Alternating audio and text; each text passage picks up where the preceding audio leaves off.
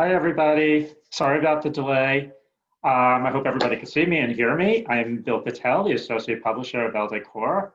And once again, we're sorry there's a little technical difficulty, but we're here now and hopefully everybody is too. Hope you all had a wonderful holiday weekend. All of us at Elle Decor are very excited to host an incredible panel discussion today on the opening day of What's New, What's Next. This is the first of many terrific panels we have during What's New, What's Next from the Hearst Luxury and Design Collection. I want to personally thank you all for joining, and I also want to thank our great friends at Perennials for your continued support, and of course for sponsoring this with Elle Decor. I'd love to also thank the New York Design Center for organizing the first virtual What's New, What's Next.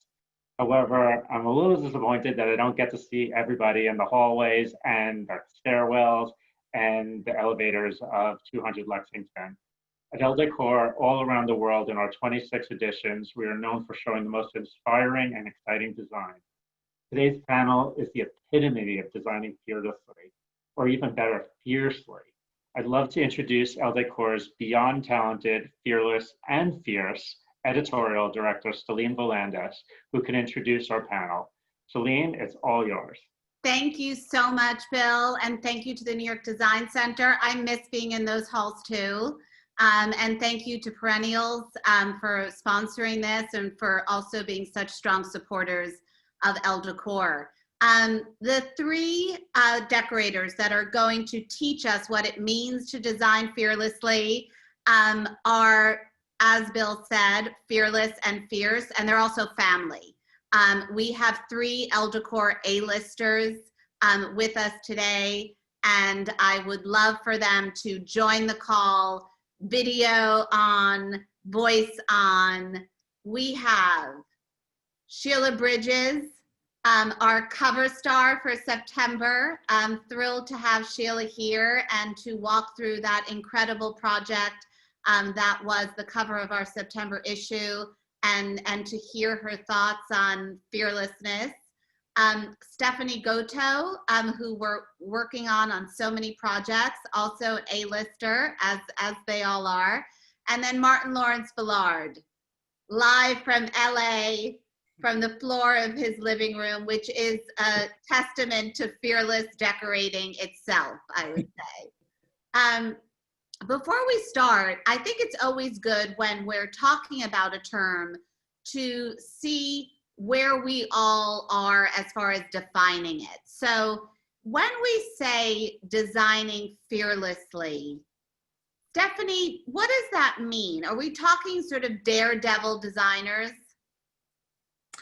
Oh, fearlessly. It's amazing because in my studio here in Connecticut, I've written on a piece of paper and put it on my windowsill that says, be fearless. And I'm not one to clutter my desk with a lot of things, but this has been the last 2 months of my mentality, my mantra. And I really think that it's about breaking down the boundaries. It's about sort of deconstructing what we think is normal and really bringing and using that as a tool to another level to create something that's new, a new typology. So it's about sort of breaking your own rules more than breaking sort of broader idea of rules. Is that right? I think it's both. I think it's both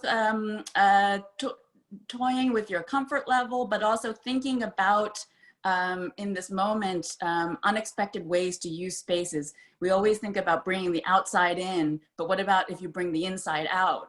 So right. All of these things I think are fearless in a way that, you know, we are so saddled with so many boundaries these days that we have to mask up or be distant. And I think let's use design to rethink the possibility of creating an experience that really just sort of takes that all away and we're sort of, you know, just it's you and the design and it's nothing in the way. Great, and it's a constant questioning. Sheila, how do you, when you think of fearless design, how do you define it?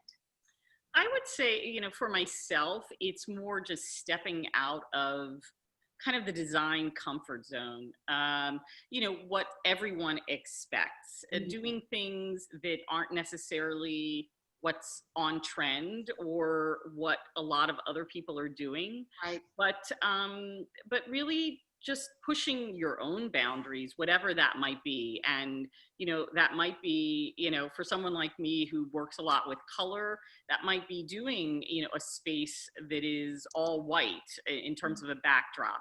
And sometimes, the fearlessness has more to do with kind of control and restraint rather than just, kind of doing these grand gestures, I guess. I think when a lot of people think of fearless, it means that you have to do something that's really out there that no one else has seen before. But sometimes it means actually kind of, reeling it in a little bit if you're somebody who generally does things that's considered sort of out there on another level. Right. And again, this sense of challenging yourself and your own ideas and sort of what that space, sort of where your comfort level might be, and questioning why that is.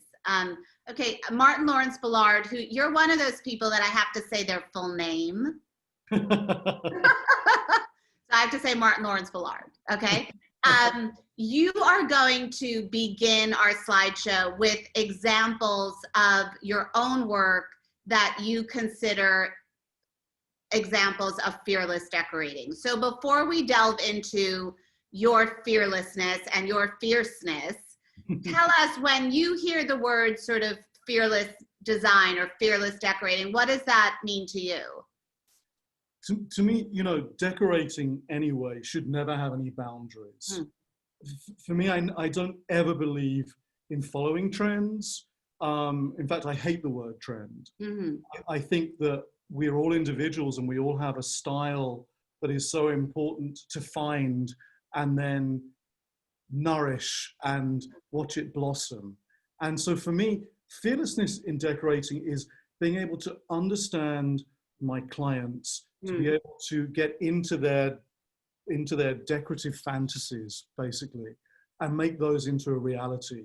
It is bringing the inner personality out into the world and creating a room, a space, a home around it. Once you're able to, as the song goes, the greatest love of all is learning to love yourself. For me, the greatest love of all is being able to understand a beautiful interior that comes from within and making it into a fearless reality. Oh, that's great. I mean, first of all, you quoted Whitney Houston, so I mean, actually, George Benson first. George Benson first. That's right. That's right. So I think this is going to be good. I want to talk about actually fearlessness and clients eventually. I think we should really address that. But I think we need to see some examples of fearless decorating, and then we can get to how you navigate fearlessness and client relationships. I'd love to hear. I promise this is not vodka. Okay. Although the talk might have gone better if it was. It would be very fearless at this time. It is very fearless, especially your time. Sheila, we could maybe sort of, think we could do sort of a Mad Men martini lunch sort of excuse. But Martyn, I support whatever fearlessness, however you want to express it. But Martyn, sort of take us through your fearless universe here. So there we go. So there we go. This is, I love a good tent. Why? I mean, what is a tented room? I love tented rooms too. And I think they, if fearless has a sort of drama to it, which I think it does, what is it about this room that you think is fearless? So this little room was Khloe Kardashian's living room. And it was a very peculiar space because it had an incredibly tall ceiling, yet wasn't that big of a room kind of really to balance the ceiling. So it felt odd. When I first saw the house belonged to Justin Bieber, actually. Oh, and it wow. in fact had a giant blow-up bouncy castle in it.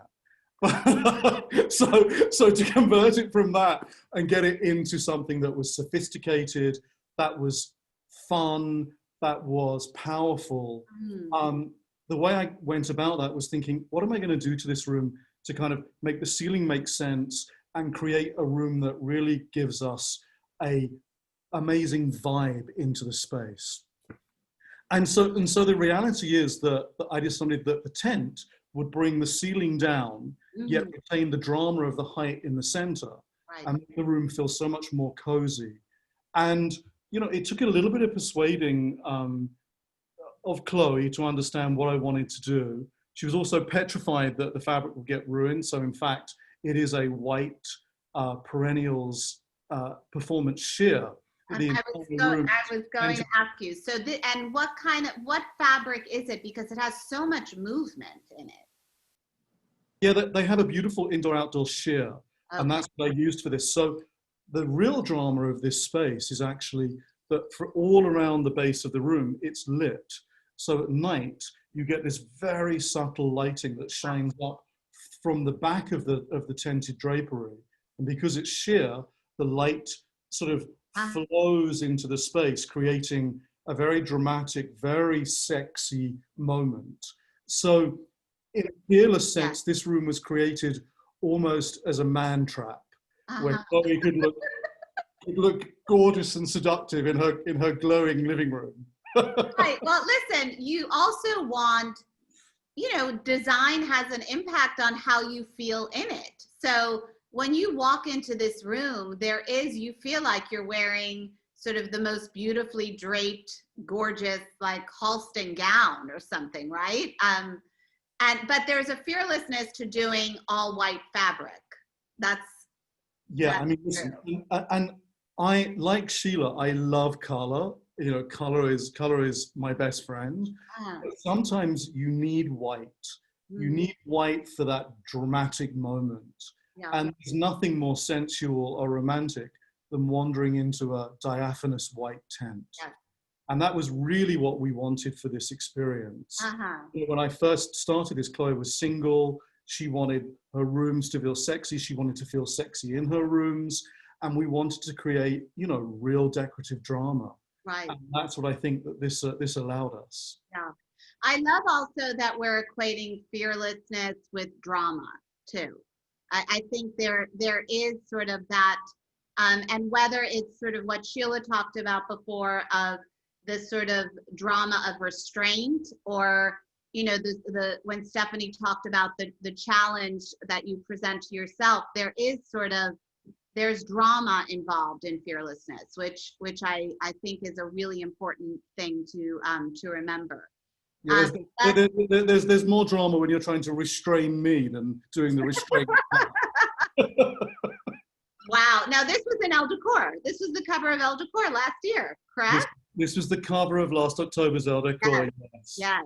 And it is in fact the room I'm sitting in right now. It is my very own living room. Wow. So this is my new house, although I've now been here almost 2 years. And the house is a 1920s Mediterranean house in the Hollywood Hills. And basically, you know, I love this period, this romantic period of architecture in Los Angeles, because the architects sort of took the best of everything. So rather than it being just Spanish or Italian or French, they took a little bit of the best of everything and sort of rolled it into one. And this to me gave a perfect backdrop to add my own drama to it, which was sort of the use of the Moroccan flavor.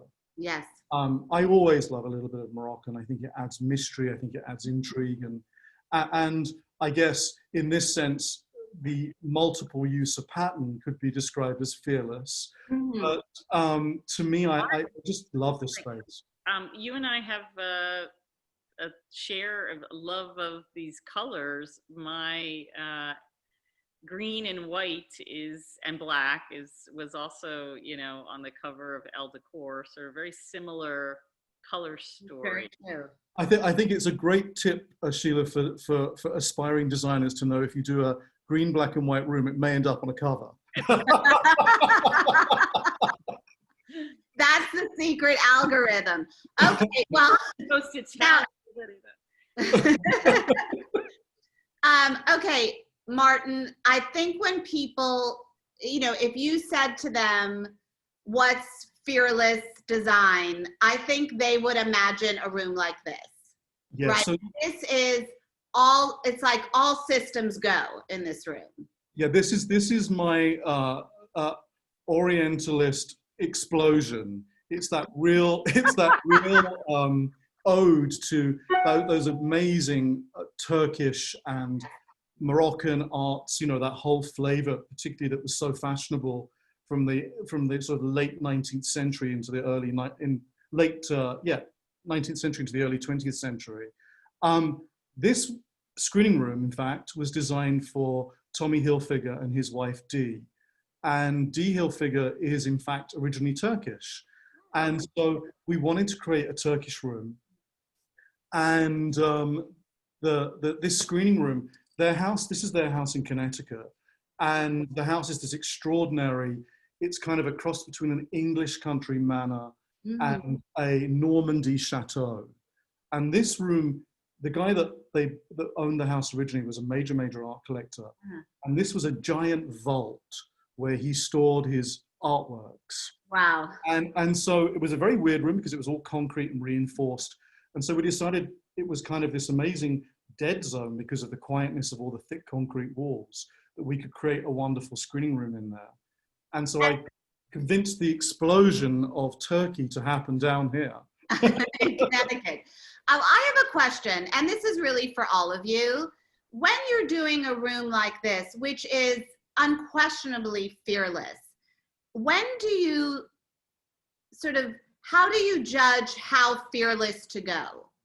So Martyn, with this room, are there things that you originally sort of in the, fantasy of the explosion sort of thought, I'm going to do this, and then I'm going all for it, and then pulled back? Or how do you sort of navigate fearlessness in design? As you can see, I didn't really pull back here.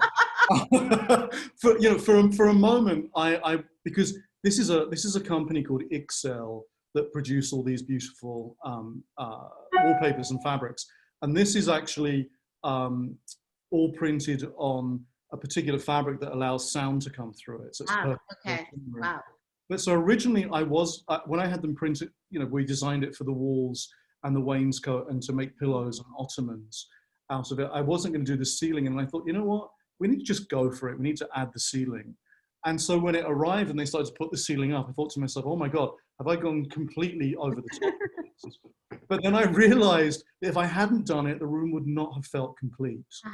So sometimes you just got to believe in yourself and go for it, Stephanie and Sheila, when you're doing, I think that question that Martyn sort of posed to himself is at the heart of sort of fearlessness, because you do sort of check yourself constantly, right? Sort of, am I going too far? Am I going far enough? How do you each sort of have that conversation around sort of fearlessness and choices?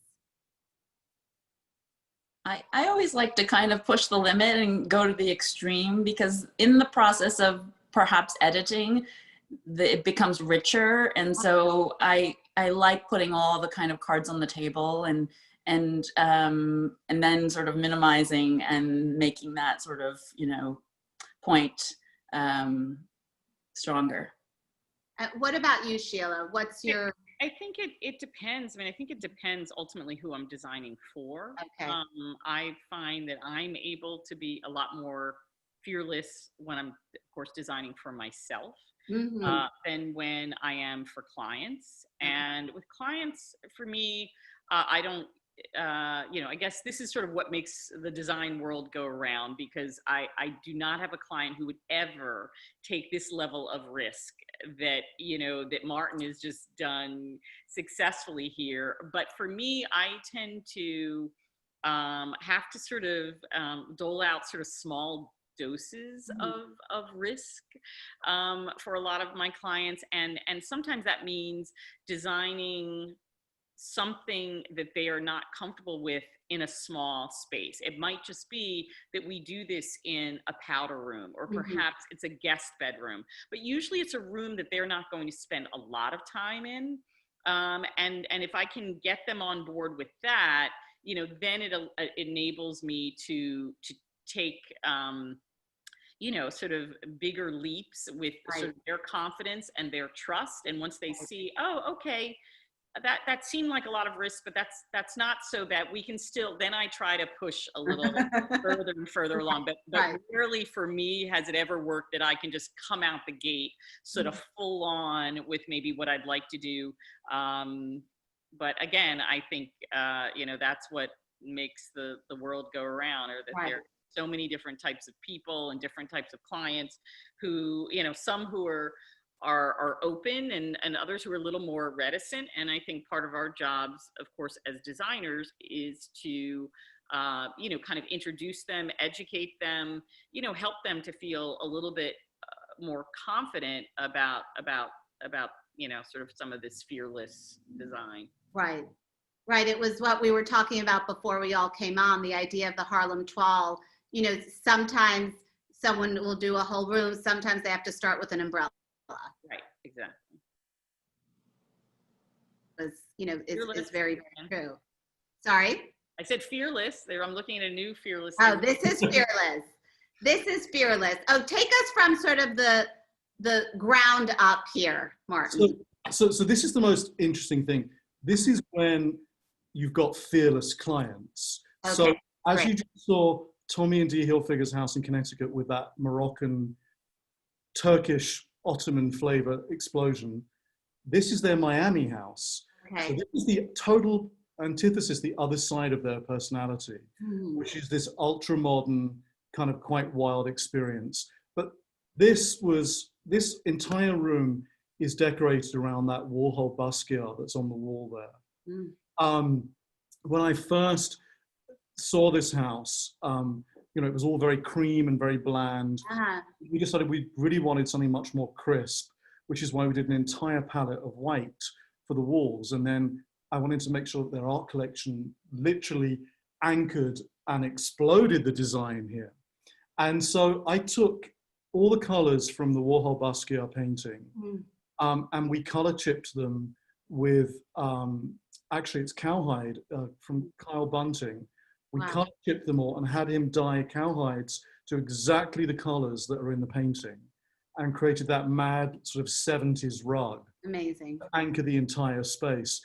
And then just to make sure that I got the color reflective all the way around, I mirrored the ceiling using a silver mica paper. So when you're in there, you get this amazing glow of color that runs all the way around you. And you can't see, well, you can just about see in the corner of this picture, the drapery is made out of silver chainmail. So it's exactly the same chainmail that Versace used in that famous dress that I think J-Lo wore all those years ago. Yeah. So full drapery was made out of that. So again, it's like disco wild drapes. Which did you do first, Connecticut or this? I did this first, actually. First. Yeah. Okay. Yeah. Amazing, amazing. And so this is a guest room in the same house. Okay. And so, I mean, again, Tommy and Dee are fearless, as you could see. Yeah. And not only fearless, they are great adventurers with style. And being both fashion designers, you know, they're used to the ever-evolving fashion and the use of color and pattern. And so for all of the guest rooms in the house, we came up with these wonderful kind of very 60s, 70s schemes. This is done actually, the floor and the walls are all cut felt that we had put up in these sort of amazing designs. And then the color was matched to a paint for the ceilings. And then the incredible piece of kinetic art on the wall, which is all paint pigment, constantly turns. So that piece of art is constantly moving. It's an amazing moment. Amazing. But you know, this house is not for the faint of heart. Right. But it is truly for an interior designer to be able to get to do this kind of wild and wonderful work is a dream come true. Because I got to have the free spirit of two amazingly creative clients, and of course a budget to be able to do it. So it was really fun. There's that. But Martyn, how long did you work with the Hilfigers before you did this house? So this was my very first project with them. Wow. So they really, you know, I mean, I think what Sheila brought up about the the sort of trust that develops, and sort of as that trust develops, fearlessness grows. They were sort of all in from the beginning. They were definitely all in, yes. Wow. I mean, I don't think they knew quite how far all in they were until we started. And now this sort of takes us back a little bit to the Chloe room, this sort of sense of there's a sort of serenity and a sort of this very sort of creamy, beautiful palette. So this is Cher's bedroom. Oh, Yes. killing me. So this is Villa Cher in Malibu, which is sort of a Venetian palazzo, and this was her design inspiration to me for this was, I want to be known as a Buddhist who's behaving badly. She's the best one-liners. She has the best one-liners. I always quote when her mother said to her, Cher, go and marry a rich man. And she said, Mom, I am a rich man. I like to use that one sometimes. So this space is all of the walls are covered in raw silk, in a raw slub silk that I imported from India. And the part of this that's sort of fearless in a way and interesting is that you can see very vaguely here that on the curtains and around the top of the ceiling, and it's also all down the walls, is a wonderful Indian arabesque pattern. And this was taken, Cher went to India to a wedding, and at the wedding, they painted her hands with henna tattoos. Right. And so I photographed the paintwork on her hands, and we created stencils.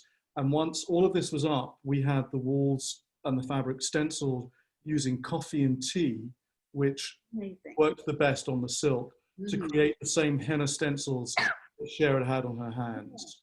So it became this sort of wonderful ode to an event that she had gone to. Right. It also set this extraordinary backdrop of texture and layering into her magical bedroom. Right.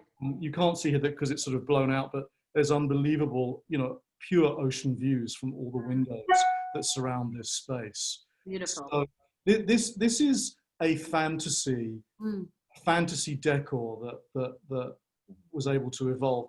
And this is actually Cher's bed. So, but this is in her town apartment. And the design directive for this one was, I want to be the first wife of a Maharaja. So with that, I went to India and bought the facade of a palace that was being demolished in Rajasthan. And we put all of the components back.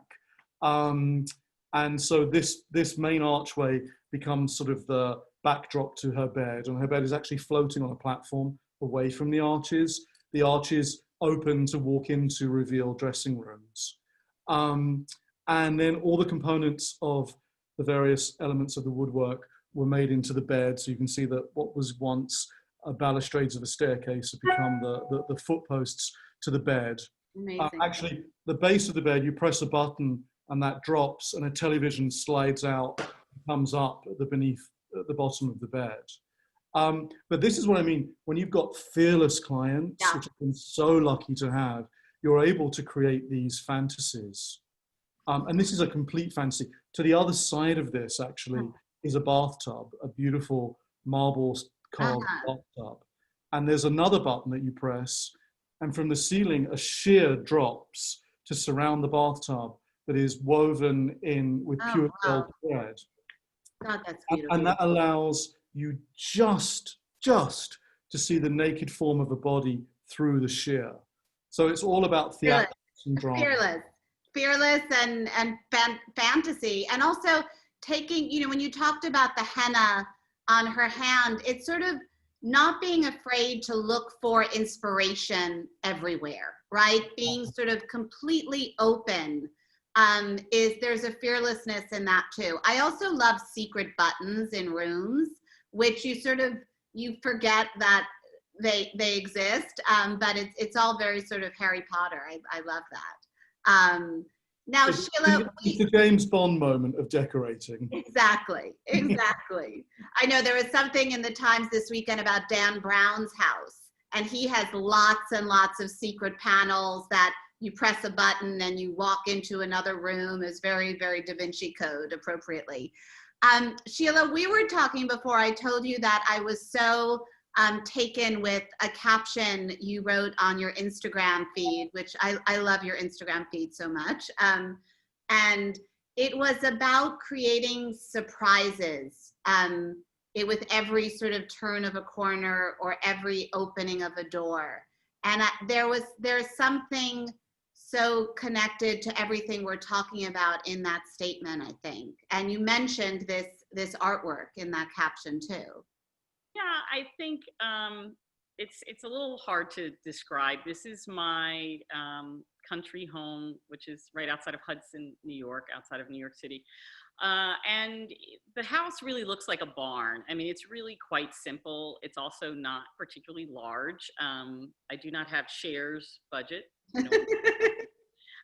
So anyway, but the house has very, very high ceilings. So I compromised sort of square footage to get these 30-foot ceilings. And everything's kind of in one big open space. I really feel like sort of multi-use kind of open plan for me really works. I've always had old homes that are sort of historic and, have never been able to sort of enjoy entertaining because my kitchen is located in a different area than the dining room or the living room. And they always have had closed doors. So that's why, in this space, I sort of had this big open space. So this is kind of the living room area, which is across from the dining area you just saw in the last photo.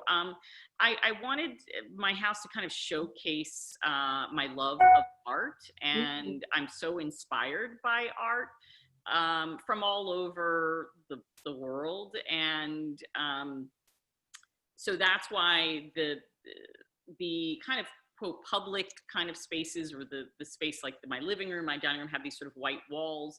And then when you open doors to individual rooms, that's when there's kind of this onslaught of color and pattern play and all the things that most people are accustomed to. Two of the most important elements for me in this were these mobiles that I designed with an artist named Elizabeth Parker. This one was kind of inspired by Niki de Saint-Phal. I wanted kind of these biomorphic shapes and kind of played with colors and the balance. And one of the things I think, while we're talking about sort of fearlessness, and for me, it's like taking risks in design, also has to do with creating tension when I design, particularly for myself. So one of the things that I always laugh about is when, someone is sitting on my living room sofa, kind of under that larger sort of piece on the left, people look up and are concerned, is that going to fall on my head? Which I sort of love. Again, sort of creating this little bit of tension. First of all, they're fiberglass and they're very, very light. And they're hollow basically inside. So they're very light. I mean, so yes, it probably would hurt, but you wouldn't really, Well, I mean, tension is also drama, right? That's at the heart of drama. Yes, so that's kind of my way of creating drama, because I think it's unexpected. You see this sort of black barn, but then when you go inside, everything is kind of reversed. Everything is white. And then there are these, mobiles that have, one is black carved wood, which is the one that was in my dining room, that was on the cover, that's on the cover of Elle Decor this month. And then in the living room, the one that has sort of more color. So I, again, just wanted this very, very simple, simple kind of shell. The outside of the house, did you paint that? Yes, yeah. And, I mean, that is fearless painting, right? So this is the thing. So to me, it's not that fearless. It might be a little fierce, but everybody's gotten used to it, at least on my street. I mean, I love it. But I also have a home in Iceland, and so I think anybody who's spent a lot of time certainly in Iceland or in Scandinavia, you realize that black buildings, black barns, that's part of the vernacular and always has been historically. So for me, it wasn't that odd to sort of to do that, and then kind of contrast it with these white sliding barn doors. But it actually doesn't look that out of place. You'd actually sort of be a little bit surprised if you sort of drove down my street. I don't think it sort of stands out in any significant way. Kitchen, again, sort of open, allows me to entertain, and then, you know, these sort of two spaces, dining and living and fireplace, are just right, you know, kind of outside of my very, very simple kitchen.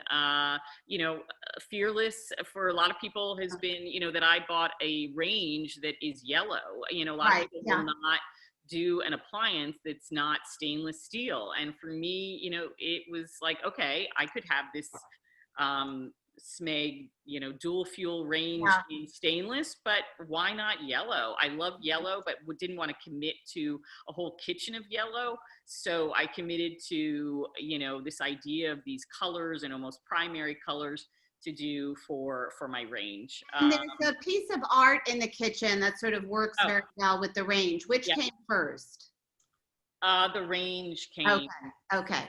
And then the painting, which I bought at an auction, the woman's, the artist who's no longer alive, her name was Nanette Hahn, and it was so lovely. After the magazine, after it got published, I received a letter from her son saying that he saw the piece in the magazine and was so excited because they had to sell it because they didn't have room. They had downsized from their house in Connecticut, didn't have room, I think, for his mother's piece anymore. And I think we're really happy to see it in a home and see it showcased in that way. So those things for me are really meaningful because it does. It's for me, it becomes part of the story. And I feel like so much of what I do is visual storytelling, you know, through design. Right. And this wall is that. So as you go up my staircase to the second floor, it's just filled with art. And, you know, many of the pieces are pieces that belong to my parents. They're pieces of my own. They're my own work. It's just a mix. But somehow within this sort of gallery wall of this sort of staircase, I feel like all of my family is sort of represented there. And my father's on the top left, and I feel like sort of looking down. Oh, how great. You know, when I come up the stairs. So, yeah. How beautiful that it's so personal. Gorgeous. Yeah. So this, anyone who lives in Hudson or near Hudson is familiar with this artist, Earl Swanigan, who passed away, I guess just been a little over a year, I think. And he's just known for painting these like wacky cats and dogs and horses. And I just you know, and I just thought this one was great. And it was like, you know, this cat in couture, and and it didn't, I mean, the oranges don't exactly match, but that's fine. In fact, I prefer that, but it's just such a surprise. This is in my guest bathroom, and, you know, the room is sort of quietly wallpapered with an Adelphi sort of floret, and then you open the door to the bathroom within that guest suite, and then again, this sort of, you know, I have this kind of signature, but I love to do these wide stripes with colors that are kind of unexpected, and the green is sort of tied to this Waterworks penny tile that's in the floor. You can't see the shower, but that floor is green in the shower, and it's just fun and colorful. And this is, you know, sort of the bedroom that I don't know if you would want to live with, but for me, if it's as a guest, you may not want to stay there for, you know, it's sort of like, okay, after a few days, maybe enough of all this pattern and color, and it's time to leave. And it's such a testament to sort of what you wrote about sort of opening a door to a sort of pleasant surprise. I mean, both the colors and the stripes, and also the cat and couture. Right. And not being afraid to add moments of humor or sort of a jolt, right? I mean, it's Yeah, definitely. I think one of the challenges I find is that my clients sometimes don't have the same sense of humor, and that's one of those things in my own spaces. You know, my work always, if you look, you'll always find, you know, sort of humor and irony and satire, you know, sort of thrown in there for good measure. Right. It's the storytelling that And you're talking about, right? Fabulous personality. Yes. You know, for me, when I got that issue of Elle Decor and looked through it, you could immediately sense your personality. You could immediately sense your love of home and family. Yeah. I think it's the most beautiful story. Congratulations. Oh, thank you so much. No, we love it so much. I also, Sheila, now I'm going to become obsessed with the idea of satire in design. Yeah. Because I think that's really something, and I think it's absolutely right. You know, sort of.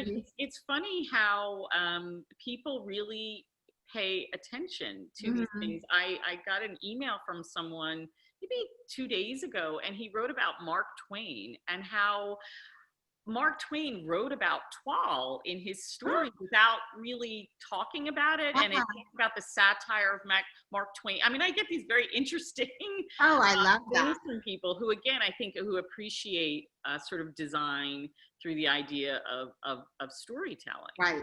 You know? Right. Stephanie, let's sort of hear your stories. You started by talking about that you have this in your environment. So sort of tell us how it translates into the projects that we'll be seeing. Yes, and Sheila, I'm so thrilled to see your Black house, because I also have a historic house in the country. We're looking at a photograph of my studio, which is in New York City. And I really want to paint my house black, but it's currently white with blue shutters, and it's a very famous house, and I feel like I might get cursed if I paint it black. but soon, Marilyn Monroe's house may be black, so that's more to come. And so here we are in the city. She'd be okay with it. Yeah, it's coming. It's baby steps too. Black is my favorite color. Today I'm trying to be in another color. But this is my studio, and it's a pavilion on top of a building in New York City. This is Union Square. You can see the W Hotel in the background. Well, you know, I didn't really think about this when this topic came up, but it was a bit fearless to put my studio on top of this building several years ago when we realized it. It was a caretaker's shed. And actually, Grace Jones spent a lot of time here because her boyfriend at the time, very famous French art director, Jean-Paul Goude, was living there. Of this panel. Soundtrack, exactly. Right? It's like we have Justin Bieber, we have Cher, we have George Benson, Whitney Houston, and now Grace Jones. I mean, it's a party. So there's photographs of her half naked on the roof, and the thing about the penthouse studio is really, you know, it's an oasis, it's a getaway, it's somewhere, you know, you don't imagine. And so we have a kind of private entrance, and you're whisked up and you don't know where you're going, and all of a sudden there's this black stainless steel building. Where are we now? Wow. So, you know, I am maybe the fearless one in monochromatic. This is a space that we built for the grandson of the American artist Alexander Calder.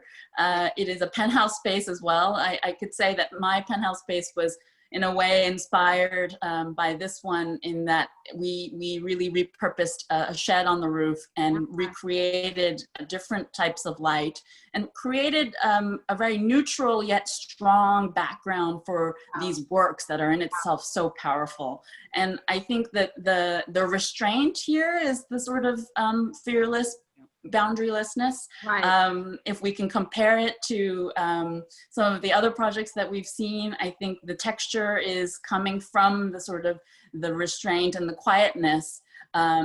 layered with the works of art. And here we couldn't do much more than create this beautifully illuminated space using light as a tool. Yeah. So it became a vessel for then the works and the collection of the Grand Center. And you see that sort of the fearlessness of your restraint here creates so much drama. I mean, as soon as this slide came on, you know, my chat sort of all, you know, perked up, and there's a fearlessness to it, even though it's like radical simplicity in some ways. I think that the works bring the space alive, and then Yeah. the space also make the works come to life. So there's this sort of exchange and dialogue, which I think is really important. Yeah. And ultimate fantasy. I have, you know, my inspiration for my mobiles really was Calder, who, since I was a child, have been sort of fascinated with, and so, you know, to see these installed is just amazing. It's a very, very big challenge to consider how to present these or represent these works in a space, because they are so powerful, and they're sort of like my clients, right? If you're designing for the Hill figures, you know, they are inspired, but here the artwork is the client in a way. And in this project at Hauser and Wirth, in Los Angeles, we basically took a classical gallery and scrimmed the entire thing and lowered the ceiling about 2 feet. So it really had this idea of, you know, compression. You know, Sheila, you talk about tension, but you created this space that had a little bit more of this pressure. And then you basically took away all the shadows by making the ceiling glow. And then you start to notice all the edges. So you see all these works are monochromatic, but all of a sudden you start to notice like the edges and the holes and the space that's beyond the edge. And so that was really, really important. And Calder's work is already sort of very geometric, right? But here, my challenge was actually to create pedestals that were also geometric, but at the same time worked in harmony with the works that were so dynamic. So I think it was a huge risk and a huge challenge, but the gallery was extremely supportive, and we made it happen. So that's something that I feel like was very successful. Yes. The clients, I'm sure, were pleased. The artwork, I mean. They really, yeah. Because this too is, again, there's sort of a fearlessness in the restraint here, which is amazing. So this is a spiral square stair. So it's a square in plan, but it's a spiral. And so the treads are an intersection between kind of a rectangle and a triangle. This goes to a secret room. We love secret rooms that we created. This was an alleyway between 2 buildings. This is also at the Calder project space, and it really became a sculpture in itself, but then it's a secret way to get to this room that's 25 feet long and only 6 feet wide with a window at the end of it. And again, it's about creating a moment, a threshold, you know, an idea of you're being transported to another place. You almost forget that it's a stair. It's amazing. Amazing. And where is this? And this is a project for Caesarstone. It's their experience center in Savannah, Georgia. And I think the idea here is about using the Caesarstone material, which is typically used for countertops and backsplashes and vanities, and to put that material on the facade. And so we said, you know what, this is all about that, you know, product. So we have to put it on the front and make it the face. And it's a series of fixed panels that sort of rotate. So it looks like it's woven in the front. You know, I think it reminds me of Perennials Fabrics, because Perennials Fabrics is so, you know, it looks so elegant and effortless, yet it has this incredible tenacity of the solution dyed acrylic. And I think that there's a sort of play in something that's heavy, but it's light. Right, and it's also sort of strength and beauty, right? It has that dialogue, yeah. Exactly, which is also sort of highly dramatic.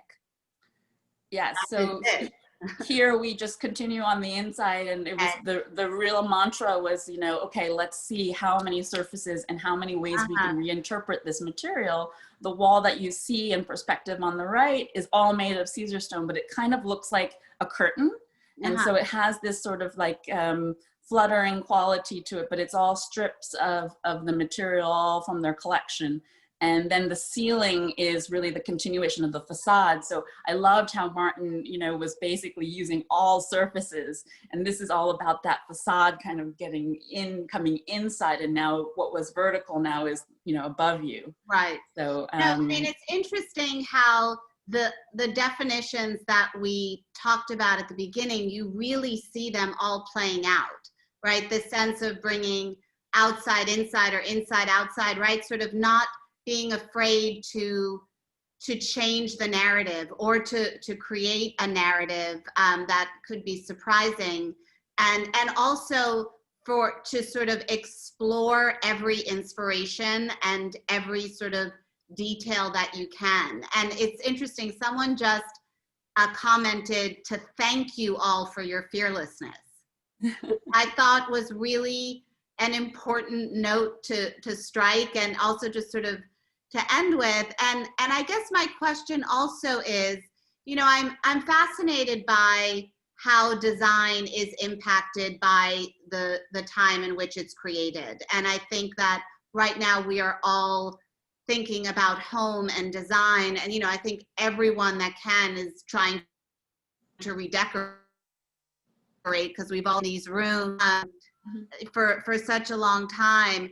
Do you think this sort of year will inspire more fearlessness in design, or you think it'll make people sort of play it safer? If you ask me, I think yes. I think we're going to break boundaries. I think we're going to think, you know, differently. It's causing us to think in a way that we haven't thought before, and maybe getting out of our comfort zone and exploring new things and redefining new things. I really feel like it's an opportunity for all of us. And I'm so excited because there's so many of us with different sort of languages of design, that there's going to be so many interesting things that then we can see and be inspired from. And Martyn, you know, how are you seeing it? Listen, people are obviously spending more time than ever in their home, but they're also realizing that their rooms need to be utilized in different ways. You know, nobody cares about having a living room anymore that they only go into for Thanksgiving or Christmas or Hanukkah or whatever. People want to be able to use all of their rooms in a multifunctional way now, because who knows how long they're going to have to be home, or if it's going to happen again. Or so it's now about a new fearlessness in decorating, and the fact that a formal living room now doesn't have to be a formal living room anymore. It can be a living room stroke office stroke library stroke dance studio. Right. So the reality is Following the party theme. Hello. So we've got to find ways of really being able to accommodate every last whim that a client might have. Yeah. They want to do in their homes and in their spaces. So excitingly, that means that for all of us, we can be even more fearless with the way we present a design now, because we've got so many other uses to the spaces. Sheila, has that been your sort of feeling too? I agree with both of you. Stephanie, you know, sort of in particular, I mean, I think right now, I think if nothing else, the last 6 months has sort of forced us to be present, like at this moment in time. You know, we can't sort of plan ahead the way that we used to, and I think that's kind of a new way of thinking for many people, or approaching things. You know, so instead of you have that china put away that you're going to use for Easter dinner. Well, we don't know what that's going to look like, right? You know, because it's too far away. Right. You know, why not use that today? You know, why not, you know, enjoy these things in the present, in this moment in time? I think that on so many levels right now, we're seeing people being fearless in a larger context, whether it's through activism, through protests, through things that maybe are not typically what people have done in the past, but people have to start thinking, I think, very differently. and being open to new and different things. And I think along with that comes opportunity, and incredible opportunity to take risks, to do things that may have seemed difficult. Right. So I think we're going to see, more of that going forward. At least I hope we do. I hope we do too. I'm going to finish this with the comment again. Thank you all for joining us today, but most of all, thank you for your fearlessness. I think we saw what fearless means in such a broad range of projects today, which I think is really what's so inspiring. So thank you all for sharing your work, for creating such beautiful rooms around the world, and for being such an important part of Elle Decor. We really appreciate it, and look forward to toasting fearlessness and fierceness very soon in person. Great to see you all, and thank you again, Perennials, and there's great programming all week, so I'm excited to be a part of that. So thank you all. Have a great day and a great week. It's September somehow, but again, thank you. So wonderful to spend time with you all. Thanks. Thank you Okay, for the I think, opportunity. Martyn, I think you should close us out with a Cher song. But then I would have worn my long wig. Great to see you all, and thank you all again. And enjoy the day. Thanks everybody for joining. Yes. Bye. Bye. Thank Bye. you.